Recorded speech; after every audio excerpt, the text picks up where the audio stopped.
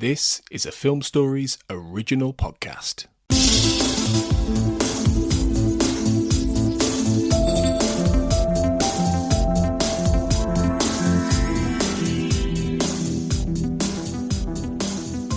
Welcome back, everybody, to the Xcast. The truth is in here. I'm your host, Tony Black, as ever, and this is our first set of coverage for episode 4 of season 10, Home Again. And I am delighted to be joined once again for an exploration of this episode by Mr. Andrew Brooker. Hello. How are you, mate? You all right? I am good, thank you, mate. I'm good. Superb. This is over halfway into the mini-series now. In the final stretch now, aren't we? We are. I had a moment today where I thought, Jesus, it's nearly finished, and I've just got into it. Yeah. I like we've said before on the previous shows, 6 is not enough, I don't think. No. It should work if every episode is as golden as the first couple. It should be enough to keep us going for a few rewatches. But yeah, it needs to end strong now, I think. Yeah, definitely. Home Again, obviously, is a episode by Glen Morgan, written and directed by Glen Morgan, and it was originally supposed to be the second episode of the season, straight in after the premiere, but it was delayed and put back. And in this first one of our little bit of coverage, we're going to talk about Glen Morgan and his longtime producing partner, James Wong, as we get into a little bit about Home Again and what we thought of it. But we have had a little bit of reaction on Twitter, as we always do. Our first bit of reaction when we put out about Home Again was from Dana Scully Mulder, at Dana Scully Mulder. What a fan, then? I suspect so. I presume she, but I may be wrong, I apologise if I am, said, "Can't watch it, too hard to watch. Plus seeing two brothers not be there for their sister, I want to slap the snot out of them." Okay. Which, I suspect that was being tweeted as the episode was on. Yeah. We've got a few more reactions to come over the next couple of episodes of coverage, but the reaction to Home Again has been decidedly mixed. What did you think of this one, Andrew? That's either a creepy noise or a noise of indifference. Yeah, it doesn't quite work when you can't see my face and the face I'm putting it. Just, no, it was... I actually thought it was quite a bad episode. Right, okay. I mean, up there with some of the worst ones previously. It just felt so disjointed, and I don't think it quite knew what it wanted and what it wanted to be, which is a real shame, because the premise is of a really good monster episode, and it's written and directed by the guy that done Squeeze. You know, this thing should be amazing. It just didn't. No, there's no payoff whatsoever with this episode. Yeah, I think that's been a little bit of a consensus, really, from what I've picked up on the social media and among X-Files fans. I wrote a review earlier, a written review, on thebottleepisode.co.uk, which I've been writing episode reviews, as you probably know by now. And they are very good, actually. I read them after we're done recording. Oh, thank you very much. That's very nice of you. Those reviews have pretty much been glowing for My Struggle, Founders Mutation, especially Mulder and Scully Meet the Weir Monster, which I think everybody loved, really, except Paul Field. Except Paul. But this one was the first one where I said, yeah, it's a disappointment, because I think disjointed is exactly the phrase I would use that you've said, which is... Yeah. The problem I had was that I think there's two strong episodes here, but they're not supposed to be together. No.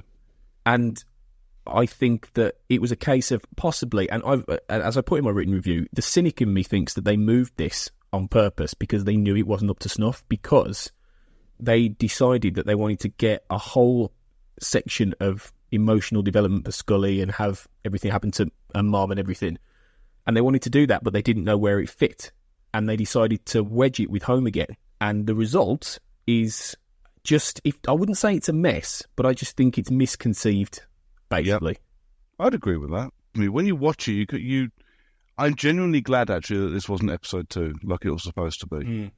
I think we would have been looking at a whole different series. We'd have been watching the episodes afterwards very differently, I think. You know, I don't know what they were thinking. There was no need to bring Scully's mum back, I don't think. You know, we were perfectly content without it, and they clearly couldn't get all the actors back because her brother was on nothing but the phone.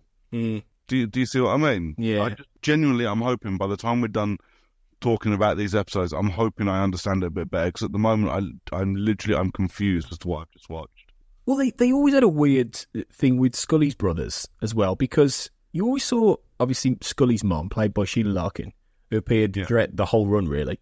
You saw her brother Bill, who's played by an actor called Pat Skipper, for about 2 seasons or so, and then he was referenced and you never saw him again.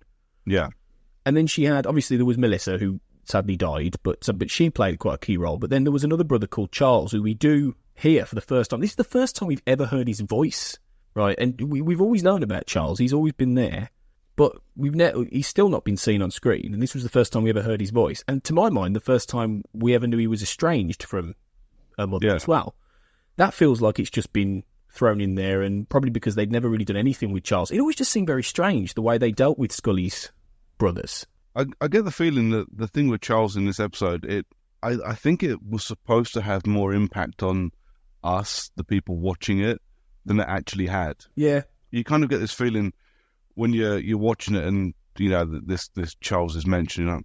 They clearly thought that we were going to go, oh wow, they're bringing Charles into it. Finally, we're going to find out what's going on. You know, but I didn't care. Yeah, yeah, exactly. That was the whole thing. It was. We'll get into this more when we talk about Mulder and Scully, but I didn't even get the point really with Charles in the end, because it wasn't really what the point it was trying to make. No. It was just a lot of points and everything to it that just didn't seem to make any sense to me in terms of what they were building towards and what they were trying to do. So it felt very shoehorned. It did, yeah, it did, and it felt like it was trying to make a point. But I don't know. I just felt like it just didn't really work, and it didn't work at all in the context of the actual episode itself, which was so frustrating, because I think there was potentially a classic monster story here, because the monster, and we will talk more in depth about the monster later, but the monster is really good, I think, and I think it's just quite a shame that he doesn't quite get his due. Yeah, I think the monster was a good idea. I don't think he was executed quite as it should have been.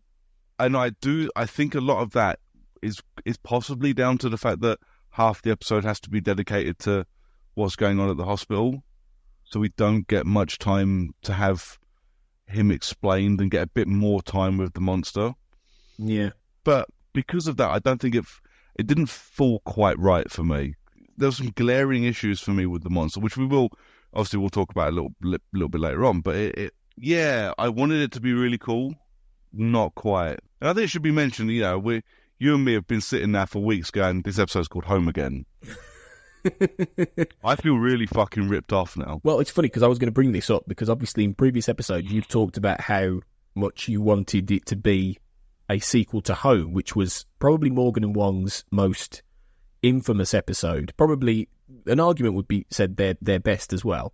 Yeah, among many people. And obviously most people would have immediately assumed, because, you know, I think we've talked before as well about how, I think in the Home episode we talked about how Fox said they couldn't have a sequel when they were running Millennium in season 2.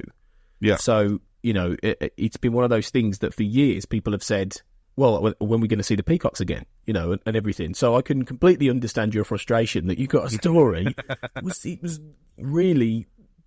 There has to be a little bit of trolling the fan base with this. Oh, there absolutely is. And I do partially blame myself, because I'd done the stupid thing and went and looked at the list of episode names and then got all excited. If I'd have just left it alone and watched the episode, I don't think I'd have been half as disappointed as I was.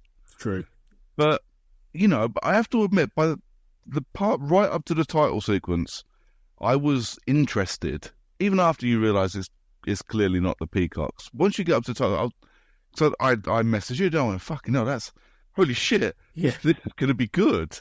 No, I know that the pre-credits sequence was great. Actually, it felt like old school, dark, weird, creepy, and then fucking horrifying X-Files. Just the way it just rips the guy apart. But then we had that not quite the level of gruesomeness that we had at the beginning of Home, but we had that level of violence that you expected from it.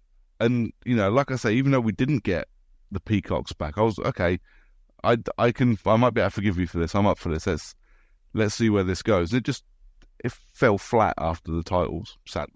So what went wrong then, really? I mean, if we just track back a little bit to Morgan and Wong, and obviously Wong wasn't involved in this, so I'm not really blaming him. Founder's Mutation, which James Wong did on his own, was a much superior piece of work, really, and you can see why they swapped this around. But Morgan and Wong, really, if you look at them collectively, have some of the greatest pedigree of any X-Files writers. In season 1, they wrote probably, apart from the season finale, they probably wrote the best episodes overall. They wrote Squeeze, they wrote Shadows, Ice, Beyond the Sea, which this has a lot of links to in some respects. Yeah. EBE, Tombs. And then in season 2, they wrote Little Green Men, they wrote Blood, they wrote One Breath, which this has a lot of callbacks to as well. And then obviously they wrote Die Hand, Die Valets, which a lot of people don't consider a classic, but I love that one. I love that one. I think that's great. It's bonkers, it's great. And then they didn't write anything in season 3, but then they came back for season 4 and wrote Home, obviously. And The Field Where I Died, which is a bit hit and miss. Then they wrote The Great Musings of a Cigarette Smoking Man, which is just beautifully mad. I really like that episode. Oh, I love that. A lot of people hate that one, but I think it's brilliant. It's a real romantic lie. Yeah. Basically. And then Never Again, which was the talking tattoo, Jodie Foster as the talking tattoo. And that was the last one they wrote, because then they went off and did Millennium. And then, I mean, for me, they wrote... They show ran the second season of Millennium, which for me is far and away the best season of that show. Yeah. And they did some amazing things. They wrote some amazing episodes like The Curse of Frank Black and The Hand of Saint Sebastian and Owls and Roosters. They were some really great mythology. So when you look back at all that great pedigree and they wrote some of the classic X-Files moments over the last 20 years. Yeah. Was it James Wong? Was it... Was it him? You think maybe it crumbled? He just crumbled under the pressure a little bit. Maybe. Or was he told to put all that stuff in about Scully? Did he originally come up with the monster idea, and then did Chris Carter say, right, well, we need to get all this Scully stuff done? That I think would be a good explanation. And I suppose, do we have to wonder, has it been edited again since they changed the order so it doesn't run quite right? Maybe, but because if you notice. I don't know if you noticed, but the moment you first see Mulder and Scully, you see them with their FBI badges going, Mulder and Scully, FBI. Now, to me, that was a perfect example of why this was originally episode 2, because you've gone from The End of My Struggle, where they're being told to come back into the FBI, and the first time you see them is FBI badges in your face. We're back. Yeah. Yep. And there was nothing like that in Founder's Mutation, obviously. So, in a way, you can kind of see the join, I think. Yeah. And I do wonder if they've recut the episode. After they decided to change the order to, I don't know, take bits out. Obviously not add anything in, because they'd have had to go back and do reshoots, but maybe take bits out that should have been there. I mean, like I say, it just feels disjointed. It feels like there's bits of story missing. It feels like there should be scenes explaining what's going on that just aren't there anymore. Well, yeah, a good example of that, I think, is the ending, where the case involving the trash man literally just ends. It just stops. There's no resolution. There's not even a scene of Mulder sort of wrapping everything up. We used to like things never being quite explained, but there's no resolution of it all being wrapped up. It's just cut to the funeral, effectively. Yeah. I was sitting there thinking, well, this is obviously going to be the last scene unless there's a tag scene with the monster. Is that really the end? I thought it was quite bad, actually. I thought it was very amateurish. I think it did come off very. I want to say it came off very season 1, but no, they didn't do anything that bad in season 1. You could forgive them in 1993 doing something like that when they didn't quite know what they were doing. 20 years later, no, it is close to an unforgivable ending. Yeah. And someone needs to come out and explain what the bloody hell happened. I get the feeling that what we're actually going to end up with is let's call it a director's cut when it comes out on Blu-ray. It's possible. I think there's definitely going to be some deleted scenes. Something just doesn't sit right about the way the episode flows. It's just so badly broken. Doesn't quite work, does it? And I think it's a shame as well, because one thing that I did put in my written review, which I felt, was that Glen Morgan did capture the dark gothic, sort of new gothic look and feel of the show better than we've seen yet, actually, in this revival. In terms of the visuals, there were some really great things going on. Things like them going into that abandoned building, and at one point you see the torches cross into an X as they're walking down the corridor. That was wicked. And then when they're saying, I used to climb stairs in 3-inch heels, and back in the day is now. Yeah. Which is just wicked dialogue, you know. But it just felt like there wasn't nearly enough of that. You spent far too long in the hospital with a story that didn't really go anywhere, particularly. It was well acted by Gillian Anderson, and it was quite powerful, and we'll talk more about Scully and everything later, but it just felt like, well, visually it would look really good. There was some really bold horror in there, but it just wasn't enough. No, I mean, the horror bits actually, they really did remind me of Squeeze and Tombs. Yeah. When they're going around the old building on Exeter Street, and when they're crawling around in the basement and that, when they go downstairs and they're going for all those tunnels, like, it felt like old X-Files horror. Mm. And it felt brilliant. And there you could feel his fingerprints were all over those bits of that episode, and it felt really, really good. I don't know what went wrong. It's odd. I'm not sure, but yeah, a little bit of an overall disappointment, really. And let's just hope that Morgan and Wong are going to write Babylon, which is the next one, together. So let's hope they bring their A game for the next episode before Chris Carter comes back for My Struggle 2. Yeah, we can hope so. Maybe as a combined force, they were always better together. So maybe they'll come up with a real cracker next week. We will see. Before we go in this little episode, we've got a little bit of good news actually in terms of British viewing figures. I don't know if you saw this, Andrew. I didn't see it, no, because it was Monday night, wasn't it? Yeah, on Monday night in the UK, My Struggle premiered on Channel 5, which we talked about not so long back, about being a channel that not many people tend to watch. But however, according to viewing figures, it picked up 3.5 million viewers. Well, that is not bad. For Channel 5, and considering that in the UK, on BBC One, Doctor Who pulls in 8 million, and that's considered a big success these days. Yeah. You know, we're long past the days where on UK TV we used to have Christmas specials of things picking up 25, 30 million viewers. It doesn't happen anymore. No. So to get 3.5 million on a channel nobody watches on a Monday night, that's pretty good, isn't it? It's pretty good. So if you're British, well done. Okay, because the more international figures will totally count in terms of them getting another run. So brilliant. That's good news, isn't it? It is good news. Actually, it's a very good episode for word of mouth as well. Yeah. So, here's to hoping next week it just keeps going up. Yeah, definitely. Absolutely. And here's to hoping we get everybody hooked before they get to home again. Yes, just watch Mulder and Scully with the Meet the Weir Monster. Skip this one and go straight to Babylon. And let's hope Babylon is good. But we'll find out next week. Okay, we'll be back for more musings on Home Again. Remember, if you've got any thoughts on Home Again or any of the previous episodes, don't hesitate to drop us a line and let us know on Twitter or at thexcast@gmail.com or on Facebook at thexcast and let us know what you think, and we will read out your thoughts on the show. So, until next time, thanks, Andrew. Thank you very much. And remember, guys, trust no one. The Xcast, an X-Files podcast, was created by Tony Black and is produced and hosted by Sarah Blair, Kurt North, and Carl Sweeney. You can find the podcast across social media via Linktree/The Xcast. That's linktr.ee/The Xcast. And join our Facebook group, The X-Files Basement, the Xcast podcast fan group. Don't forget, you can support the show by becoming a member on Patreon. Our patrons get early access to episodes, behind-the-scenes chats with our hosts and our thriving community of X-Files, and other premium interviews and specials. To find out more and subscribe, you can go to patreon.com/The Xcast. That's patreon.com/The Xcast. We are also part of the Film Stories podcast network, full of popular culture shows about film, television, and beyond, including our Millennium series, The Time Is Now, a Millennium podcast. You can find all of our shows at www.filmstories.co.uk, alongside an array of great writing on film, television, gaming, and more. Thanks for listening, and remember, deny everything.